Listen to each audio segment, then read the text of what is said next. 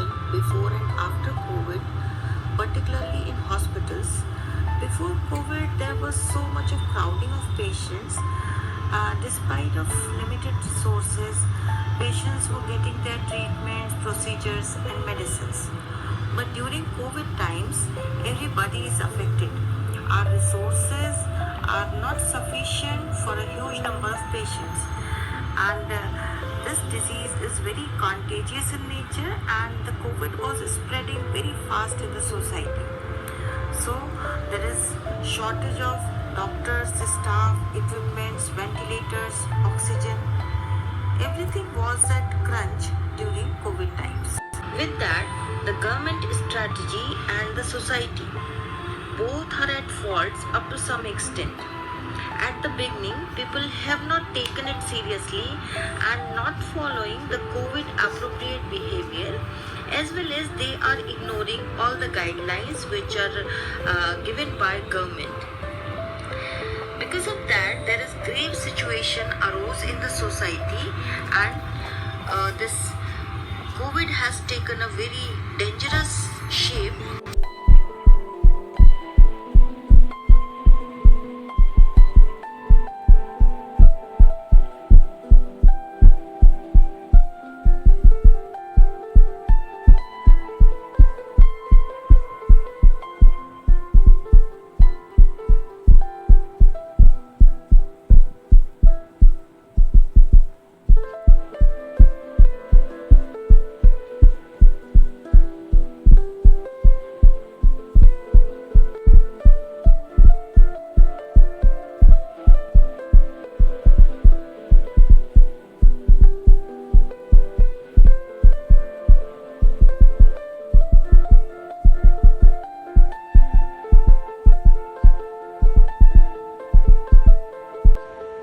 Healthcare workers have been on the leading edge of this pandemic, gambling and devoting their lives to take care of those in need.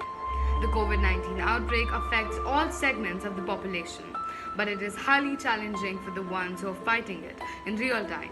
We at SMGS New Delhi, India are set on a mission to precisely scrutinize the social impacts of the pandemic on the healthcare sector.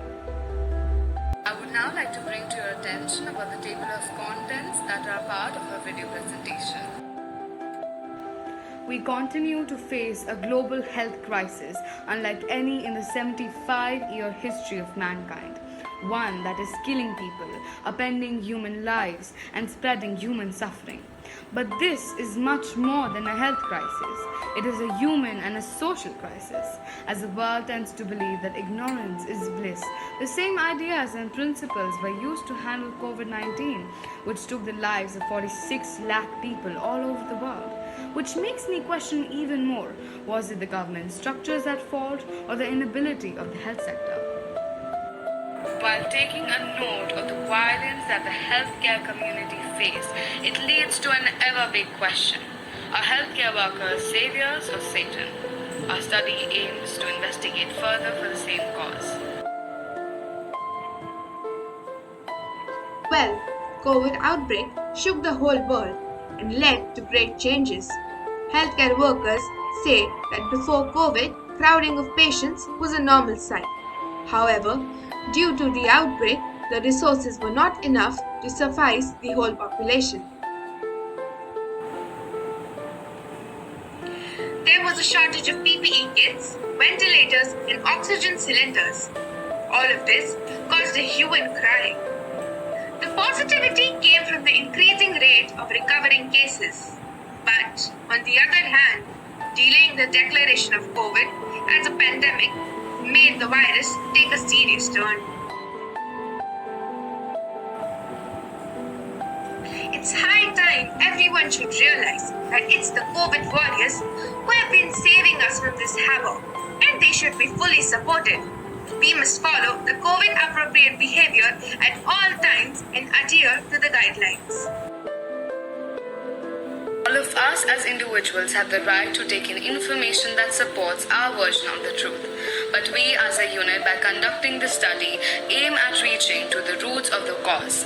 The study was made by the use of primary data and was a pan-India research research. The respondents of the study included 91.7% doctors, 4.2% paramedics, and 4.2% from Faculty of Anatomy. I would also like to enlighten you all to some of the respondents who have been kind enough to partake in the elaborate study. We would also like to provide you all with a sneak peek into the responses that were received by us from the respondents. It has been seen that the violence against doctors and healthcare workers is not uncommon, but the incidences in India have seen a surge, especially when the healthcare professionals were unable to save the lives of the patients. There are a few glaring examples. On 8th April 2020, two trainee doctors in New Delhi were allegedly assaulted by a neighbor who accused them of spreading the disease.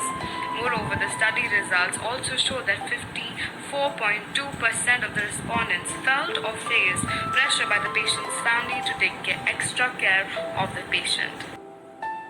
With increased levels of coercion and strain on healthcare professionals, 95.8% respondents feel that the current scenarios drain more of their energy to work and have feared that their family members might contract with the infectious agent. Be that as it may, an additional predicament that the healthcare workers have been accustomed to is being represented by the community, individual entities being treated as COVID contributors rather than COVID warriors, which is inappropriate and disheartening. Though the transport system was completely shut, the COVID warriors still proceeded with their duties and traveled to distant places. While on the same boat, there were people who had wrong notions about the workers and distrusted them. Some of the respondents of our study thought that they should have been provided with extra amenities for being frontline workers. Conducting the study was an eye-opener and gave a true vision of the complications faced by the COVID warriors, who risked their lives to save others. But there were some shortcomings even. Taking personal interviews was quite time-consuming, whereas mailed questionnaires had large chances of misinterpretations. And now for the million-dollar question. Are health workers saviors or Satan? Out of the eye-opening research done, they are clearly saviors because without even thinking about themselves, they chose to save the mankind. They surely deserve respect and shouldn't be vandalized.